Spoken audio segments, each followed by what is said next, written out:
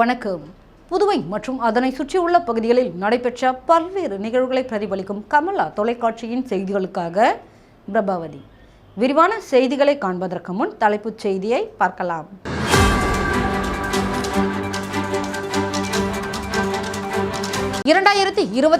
சட்டமன்ற தேர்தலில் காங்கிரஸ் கட்சி அமோக வெற்றி பெற வேண்டும். காங்கிரஸ் செயல் வீரர்கள் கூட்டத்தில் மாநில தலைவர் மற்றும் முன்னாள் முதலமைச்சர் வலியுறுத்தல்.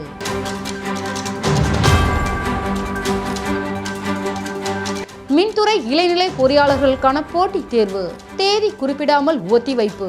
இனி விரிவான செய்திகள். கன்னியாகுமரி தனியார் திருமண மண்டபத்தில் காங்கிரஸ் சார்பில் செயல் வீரர் கூட்டம் காங்கிரஸ் பொதுச் செயலாளர் வழக்கறிஞர் மணவாளன் அவர்களின் தலைமையில் வெகு விமர்சையாக நடைபெற்றது.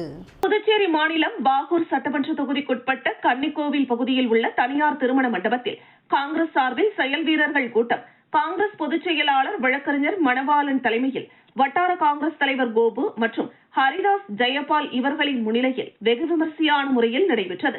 இந்த செயல் வீரர்கள் கூட்டத்தில் SC/ST பிரிவை சார்ந்த 500க்கும் மேற்பட்ட காங்கிரஸ் கட்சி பொறுப்பாளர்கள் கலந்து கொண்டு சிறப்பித்தனர். இந்த நிகழ்ச்சியில் சிறப்பு அழைப்பாளராக காங்கிரஸ் கட்சியின் தலைவரும் பாராளுமன்ற உறுப்பினருமான வைத்தியலிங்கம், முன்னாள் முதலமைச்சர் நாராயணசாமி, முன்னாள் அரசு கொறடா அனந்தராமன், முன்னாள் சட்டமன்ற உறுப்பினர் விஜயவேணி ஆகியோர் கலந்து கொண்டனர். அவர்களுக்கு மணவாளன் தலைமையில் பொன்னாடை அணிவித்து மரியாதை செய்யப்பட்டது. இந்த நிகழ்ச்சியில் காங்கிரஸ் கட்சியின் அனைத்து நிலை பொறுப்பாளர்கள் அன்பழகன், செந்தில்குமார், கோவிந்தன், சிவா, போத்திராஜ், குமார், ஹரிகிருஷ்ணன், நாராயணசாமி, சொர்ணகாந்தி இவர்களும் கலந்து கொண்டனர். செயல் வீரர்கள் கூட்டத்தில் கலந்து கொண்ட பாராளுமன்ற உறுப்பினர் மற்றும் முன்னாள் முதலமைச்சர் ஆகியோர் கூறுகையில், எதிர்வருகின்ற 2026ஆம் ஆண்டு சட்டமன்ற தேர்தலில் காங்கிரஸ் கட்சியானது அதிக வாக்குகள் வித்தியாசத்தில் வெற்றி பெற்று புதுச்சேரிக்கு தேவையான அனைத்து செயல்பாடுகளையும் பூர்த்தி செய்ய வேண்டும். இதற்கு அனைத்து நிலை கட்சி தொண்டர்களும் சிறந்து செயல்பட வேண்டும். அப்பொழுதுதான் நாம் வெற்றி கொள்ள முடியும் என்றும், காங்கிரஸ் கட்சி பிரமுகர்கள் மற்றும் தொண்டர்கள் யாருக்கும் எப்போதும் சளைத்தவர்கள் அல்ல என்றும், எதிர்த்து நின்று போராடக்கூடிய தைரியம் உள்ள நமது கட்சி பிரமுகர்கள் அனைவரும் ஒன்றாக களமிறங்கி வெற்றி மாலை சூட வேண்டும் என்றும் கூறினர். அதனைத் தொடர்ந்து பொதுமக்களுக்கு நலத்திட்ட உதவிகளும் அறுசுவை உணவும் வழங்கப்பட்டது. இந்த நிகழ்ச்சிக்கான ஏற்பாட்டினை காங்கிரஸ் பொதுச் செயலாளர் வழக்கறிஞர் மணவாளன் செய்திருந்தார்.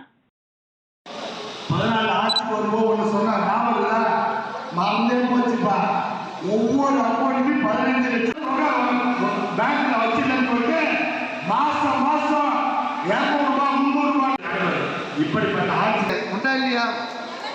இப்ப இவர் தமிழ்நாட்டு, ஆனா பாண்டிச்சேரியில் உங்களால போக முடியுதா? இல்லையே. என்ன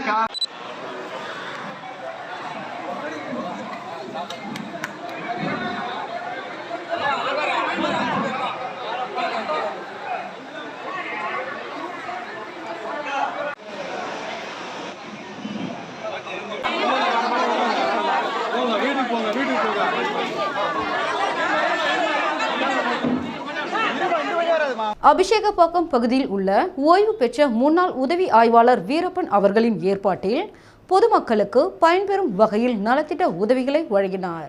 புதுச்சேரி மாநிலம் மணவெளி சட்டமன்ற தொகுதிக்குட்பட்ட அபிஷேகப்பாக்கம் பகுதியில் வசிக்கின்ற பொதுமக்களுக்கு ஓய்வு பெற்ற உதவி ஆய்வாளர் வீரப்பன் ஏற்பாட்டில் பாராளுமன்ற உறுப்பினரும் காங்கிரஸ் மாநில தலைவருமான வைத்தியலிங்கம், முன்னாள் முதலமைச்சர் நாராயணசாமி, முன்னாள் அரசு கொறடா அனந்தராமன் இவர்களின் தலைமையில் 5 லட்சம் ரூபாய் மதிப்பீட்டில் பொதுமக்கள் பயன்பெறும் வகையில் சுப நிகழ்ச்சிகள் மற்றும் துக்க நிகழ்வுகளுக்கு சேர், ஷாமியானா, ஃப்ரீசர் பாக்ஸ் போன்ற பொருட்களை இலவசமாக தருவது என்று முடிவு செய்து அதற்கான பொருட்களை வாங்கி இந்த பொருட்கள் அனைத்தும் பொதுமக்களுக்கு உதவும் வகையில் அமைய வேண்டும் என்ற எண்ணத்தில் நடைபெற்ற நிகழ்ச்சியில் சிறப்பு அழைப்பாளர்களுக்கு சால்வை அணிவித்து மரியாதை செய்யப்பட்டது. விழாவில் கலந்து கொண்ட பாராளுமன்ற உறுப்பினர் ரிப்பன் வெட்டி நிகழ்ச்சியை துவக்கி வைத்தார். இந்த நிகழ்ச்சியில் மாநில காங்கிரஸ் கட்சி பொறுப்பாளர்கள், மாவட்ட காங்கிரஸ் பொறுப்பாளர்கள், வட்டார காங்கிரஸ் பொறுப்பாளர்கள், காங்கிரஸ் கட்சியின் இளைஞர் அணி, மகளிர் அணி மற்றும் அனைத்து அணிகளின் பொறுப்பாளர்கள் கலந்து கொண்டு சிறப்பித்தனர். பாராளுமன்ற உறுப்பினர் கூறுகையில், தற்பொழுது அபிஷேகப்பாக்கம் பகுதியில் வசிக்கின்ற மக்களுக்கு உதவிகளை செய்ய வேண்டும் என்ற எண்ணத்தில் செய்து கொண்டிருக்கும் வீரப்பனுக்கு வாழ்த்து தெரிவித்தார். ஓய்வு பெற்ற உதவி ஆய்வாளர் வீரப்பன் கூறுகையில், ஏழை எளிய மக்களுக்கு உதவ வேண்டும் என்ற எண்ணம் எப்பொழுதும் தனக்கு உண்டு என்றும், இன்னும் பல உதவிகளை செய்து வருவேன் என்றும் கூறினார்.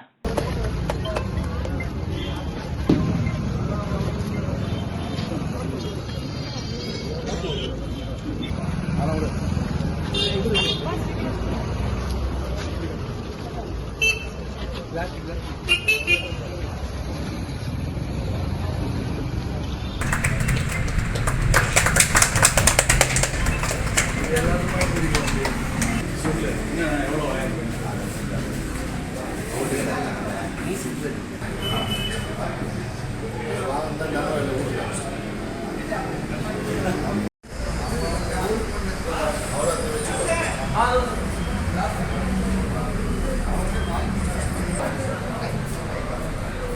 கிருமாம்பாக்கம் அருகே தனியார் பேருந்து தடுப்பு கட்டையில் மோதி விபத்து. புதுச்சேரியிலிருந்து 50க்கும் மேற்பட்ட பயணிகளை ஏற்றிக்கொண்டு தனியார் பேருந்து ஒன்று நேற்று மாலை நாகப்பட்டினம் சென்று கொண்டிருந்தது. இந்த தனியார் பேருந்தை தஞ்சாவூர் பகுதியைச் சேர்ந்த 43 வயதான வெங்கடேசன் என்பவர் ஓட்டி வந்தார். இந்த நிலையில் புதுச்சேரி கடலூர் சாலை காட்டுக்குப்பம் அருகே வந்தபோது சாலையின் குறுக்கே சென்ற மாட்டின் மீது மோதாமல் இருக்க ஓட்டுநர் பிரேக் போட்டுள்ளார். கட்டுப்பாட்டை இழந்த பேருந்து சாலையின் நடுவே இருந்த தடுப்பு கட்டையில் மோதி விபத்திற்குள்ளானது. இதில் பேருந்தின் என்ஜின் பகுதி உடைந்து பலத்த சேதமடைந்தது. பேருந்தில் பயணம் செய்த பயணிகள் காயங்களுடன் தப்பினர். தகவல் அறிந்த கிருமாம்பாக்கம் போக்குவரத்து காவல்துறை ஆய்வாளர் தன்வந்திரி மற்றும் உதவி ஆய்வாளர் இருதயநாதன் மற்றும் காவலர்கள் சம்பவ இடத்திற்கு விரைந்து சென்று படுகாயமடைந்த பயணிகளை அருகில் உள்ள தனியார் மருத்துவமனைக்கு ஆம்புலன்ஸ் மூலம் அனுப்பி வைத்தனர். மேலும் விபத்திற்குண்டான பேருந்தை பொக்லைன் இயந்திரத்தின் மூலம் அப்புறப்படுத்தி போக்குவரத்தை சரி செய்தனர். இதுகுறித்து கிருமாம்பாக்கம் போக்குவரத்து காவல்துறையினர் வழக்கு பதிவு செய்து விசாரணை நடத்தி வருகின்றனர். தனியார் பேருந்து தடுப்பு கட்டையில் மோதி விபத்திற்குள்ளான சம்பவத்தால் புதுச்சேரி கடலூர் சாலையில் சிறிது நேரம் போக்குவரத்து பாதிக்கப்பட்டது.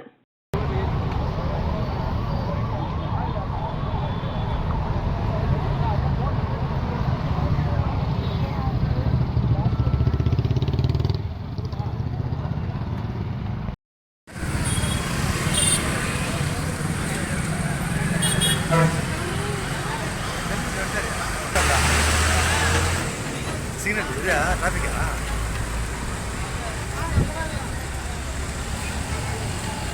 Makan pada traffic, ada bicara itu.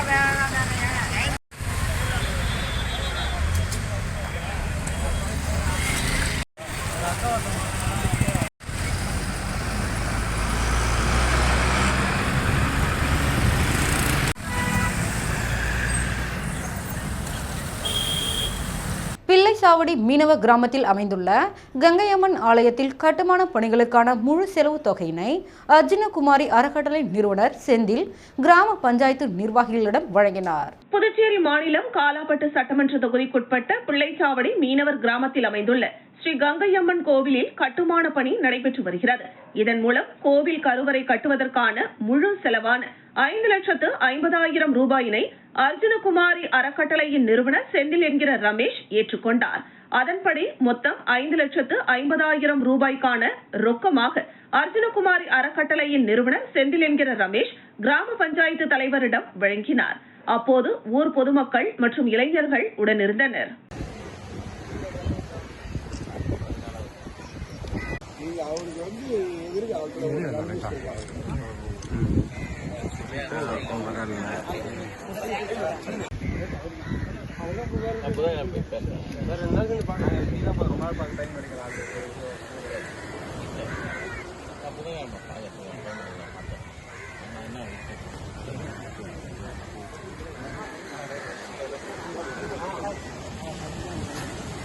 ஒரு சிறிய விளம்பர இடைவெளிக்கு பிறகு செய்திகள் தொடரும்.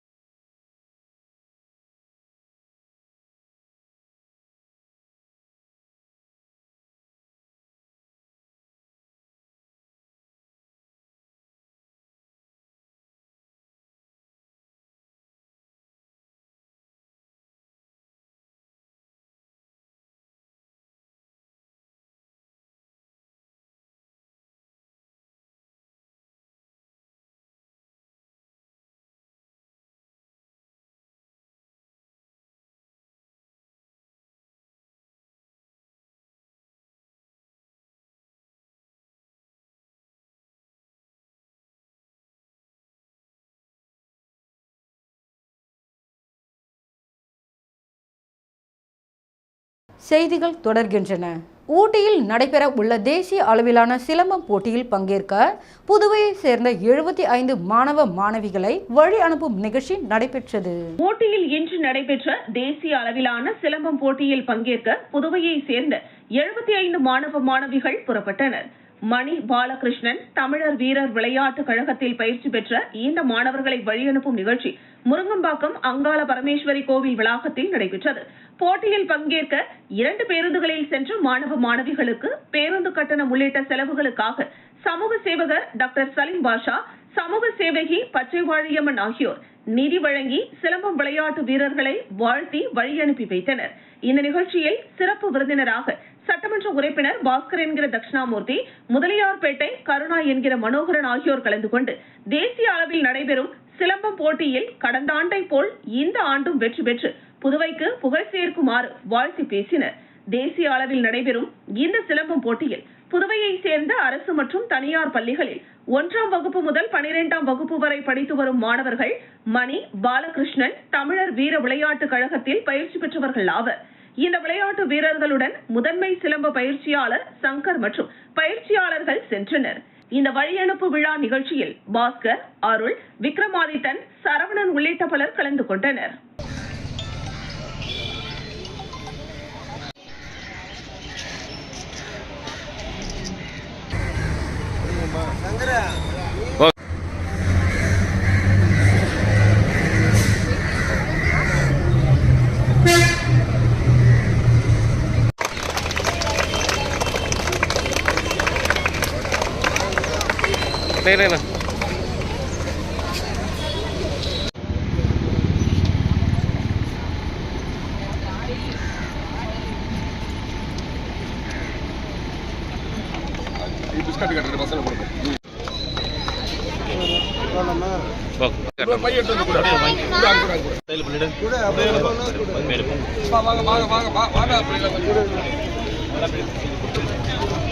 புதுவை மின்துறையில் இளநிலை பொறியாளர்களுக்கான போட்டித் தேர்வு வரும் 11ஆம் தேதி நடைபெறவிருந்த நிலையில் தேதி குறிப்பிடாமல் அத்தேர்வு தள்ளி வைக்கப்பட்டுள்ளது.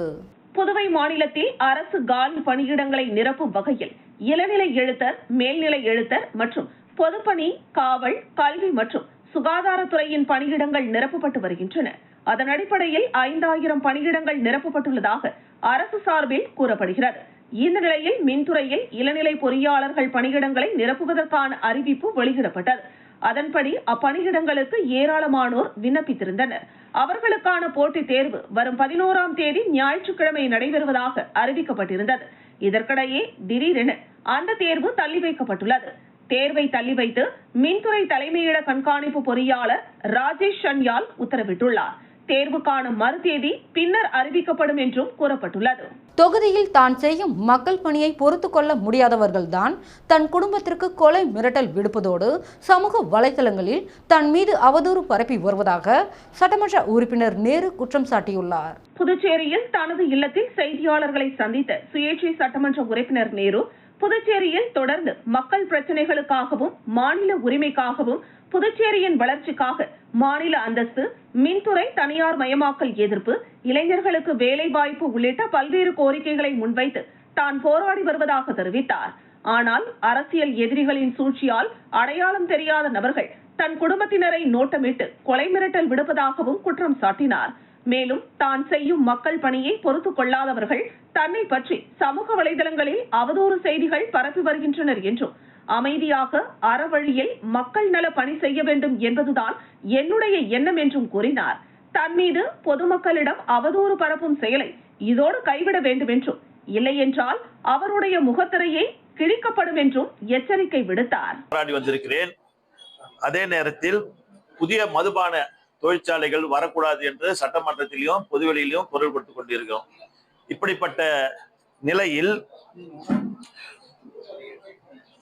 எதிர்கட்சியாக இருப்பவர்கள்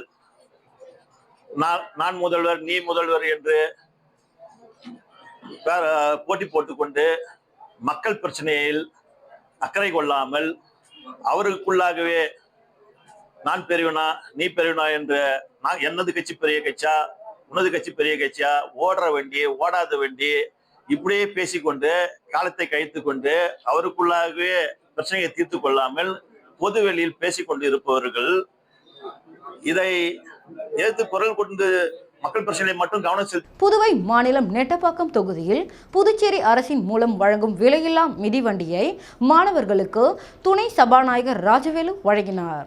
புதுச்சேரி அரசு 2024-2025 ஆண்டு உயர்கல்வி பயின்ற மாணவர்களுக்கு புதுச்சேரி அரசு வழங்கும் விலையில்லா மிதிவண்டி வழங்கும் விழா நெட்டப்பாக்கம் தொகுதியில் உள்ள அரசு பள்ளிகளில் வழங்கப்பட்டது. இதில் தொகுதியின் சட்டமன்ற உறுப்பினரும் துணை சபாநாயகருமான ராஜவேலு மாணவர்களுக்கு வழங்கி வாழ்த்துக்களை தெரிவித்தார். முதலில் கல்மண்டபம் அரசு உயர்நிலைப் பள்ளியில் 55 மாணவர்களுக்கு வழங்கி வாழ்த்துரையாற்றினார். இதில் தலைமை ஆசிரியர் லிங்குசாமி மற்றும் ஆசிரியர்கள், பெற்றோர்கள் கலந்து கொண்டனர். இதனைத் தொடர்ந்து மடுகரை பகுதியில் அமைந்துள்ள ராமமூர்த்தி அரசு உயர்நிலைப் பள்ளியின் தலைமை ஆசிரியர் அறிவரதன் முன்னிலையில் 26 மாணவர்களுக்கு விலையில்லா மிதிவண்டிகளை வழங்கினார். பின்னர் வெங்கடசுப்பாரெட்டியார் அரசு பெண்கள் மேல்நிலைப் பள்ளியில் 89 மாணவிகளுக்கு வழங்கி சிறப்புரையாற்றினார். இதில் என்ஆர் காங்கிரஸ் தொகுதி தலைவர் தனபூபதி, பள்ளியின் தலைமை ஆசிரியை காயத்ரி மற்றும் ஆசிரியர்கள், பெற்றோர்கள், என்ஆர் காங்கிரஸ் பிரமுகர்கள் என ஏராளமானோர் கலந்து கொண்டனர்.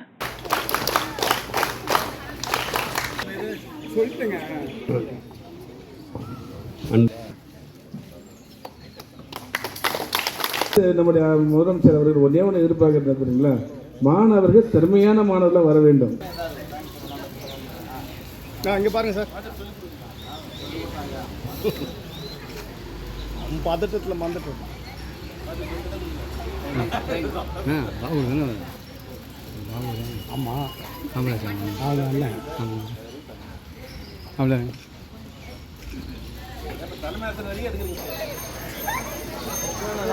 ஆமாம் அவ்வளோ ஆமாம் நீங்களும் வாங்க. மீண்டும் தலைப்புச் செய்திகள். 2026 சட்டமன்ற தேர்தலில் காங்கிரஸ் கட்சி அமோக வெற்றி பெற வேண்டும். காங்கிரஸ் செயல் வீரர்கள் கூட்டத்தில் மாநில தலைவர் மற்றும் முன்னாள் முதலமைச்சர் வலியுறுத்தல்.